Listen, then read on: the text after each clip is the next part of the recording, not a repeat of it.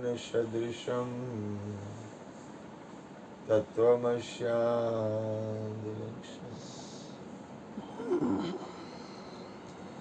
एकं नित्यं विमलमचलं सर्वदि साक्षिभूतम्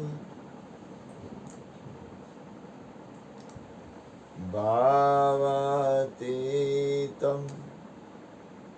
त्रिगुणरहितं सद्गुरुतं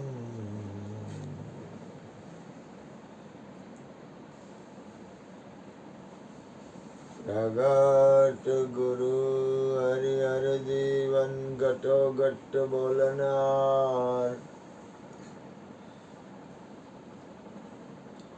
लाडले लाल कहे हुने मारू तजे तो मड़े नहीं तारे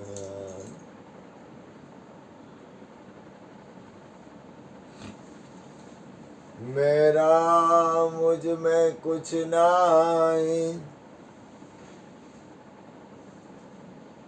जो कुछ है सो तेरा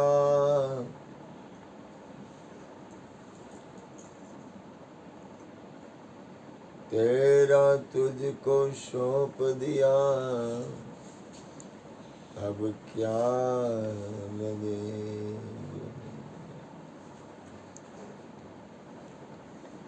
बोलिए सद्गुरु महाराज આપણને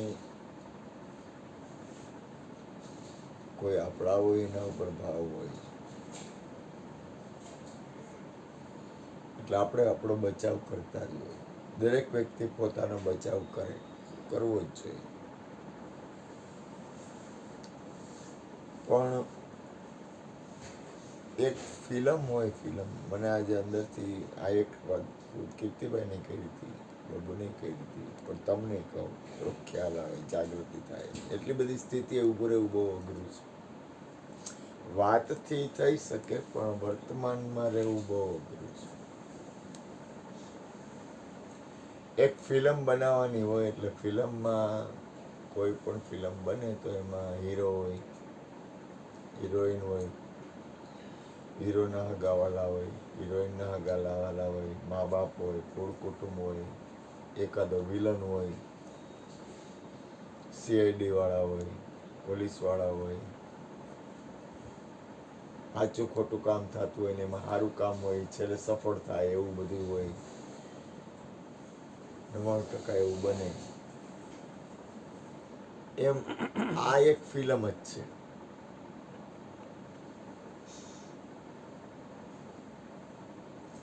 પણ ફિલ્મ હોય ને એમાં બધું બને અને એ હોવું જોઈએ એવું જરૂરી છે. ફિલ્મ એક આ ફિલ્મ જ છે. પણ ફિલ્મમાં જે કાંઈ ફિલ્મના કલાકારો કામકાજ કરતા હોય ને પછી ફિલ્મની અંદરનું કામ પતે ને પછી પાછા ભેગા બેઠા હોય. પછી એમાં ભેદ ન હોય. એમ મારો કહેવાનો ઉદ્દેશ એ છે કે આ ફિલ્મ છે ને એ ફિલ્મની પ્રમાણે ફિલ્મ હાલશે, પણ મૂળમાં ફિલ્મની તમે બહાર નીકળો ને તો આખા વિશ્વમાં એક પરમાત્મા સિવાય કોઈ નથી.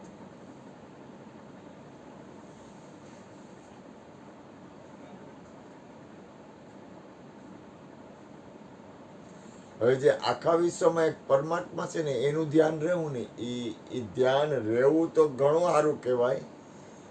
ધ્યાન રહે તોય સારું, અને એ પ્રમાણે જો સ્થિતિ બની જાય ને તો કામ પૂરું.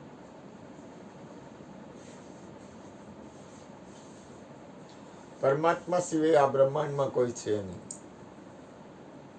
પણ એ જગ્યાએ સ્થિર રહેવું, ખાલી જોયા કરવું ને એ બહુ અઘરું છે.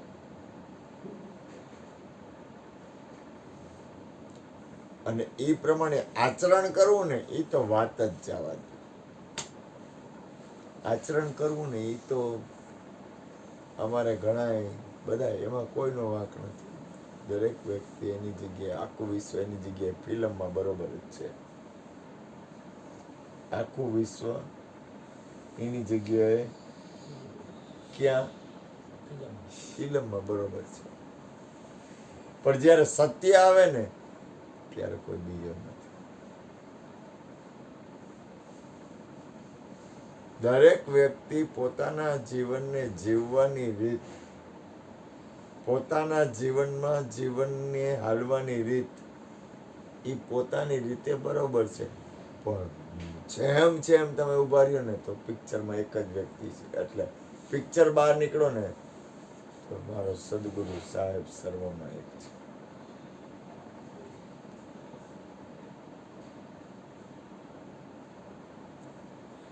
એના સિવાય કોઈ નથી, પણ એ અંતરમાં રાખવાનું છે. પછી ગમે એ હોય એની યારે વ્યવહારની રીતે કરવો પડશે, પણ અંદરમાં પરમાત્મા સિવાય કોઈ નથી. વ્યવહાર ભેદ થાય, નામ રૂપ ગુણમાં ફેરફાર થાય, પણ તમારી સ્થિતિમાં ફેરફાર નહીં થાય. રૂપ જુદા જુદા દેખાય, ગુણ જુદા જુદા હોય, નામ પણ જુદા જુદા આપણે લઈએ, તો ખરેખર તમે મૂળમાં જાઓ, ખરેખર સત્યની સ્થિતિમાં જાઓ ને તો પરમાત્મા સિવાય કોઈ નથી. પણ એ જગ્યાએ ઊભું રહેવા માટે તમારે બહુ ઉપર ઉઠવું પડશે.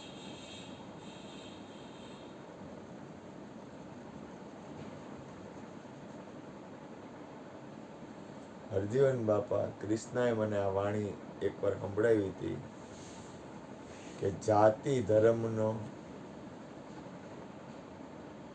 ભેદ ગણો, જાતિ વર્ણનો ભેદ તે એક કરી ઓળખાયો, ગુરુએ હરિગુણ હરિયસ પાયો, મૂળ નામ સમજાયો.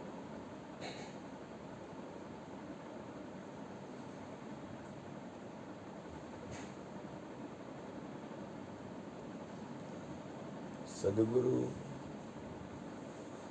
ની વાત પ્રમાણે ઊભું રહેવું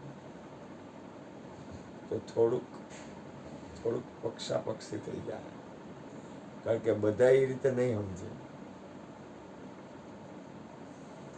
બધા સમજે કે ન સમજે, આપણે એ રીતે ઊભા રહેવા માટે અઘરું પડે છે, કારણ કે ભેદ થઈ જાય.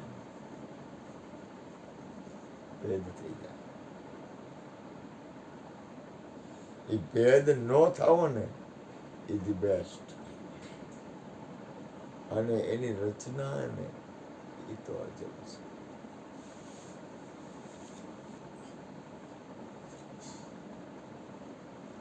એની રચનાનું પાર પામી ગયો. થોડું ઘણું જેટલું હલાય એટલું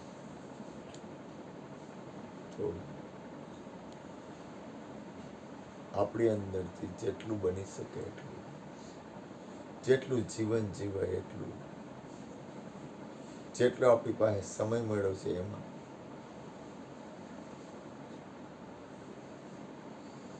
એક પરમાત્મા છે.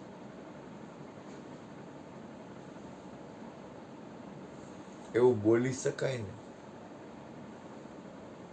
જોઈ શકાય ને અને હાલી શકાય ને તો ધન્ય. બોલો સદગુરુ મહારાજ. બાબા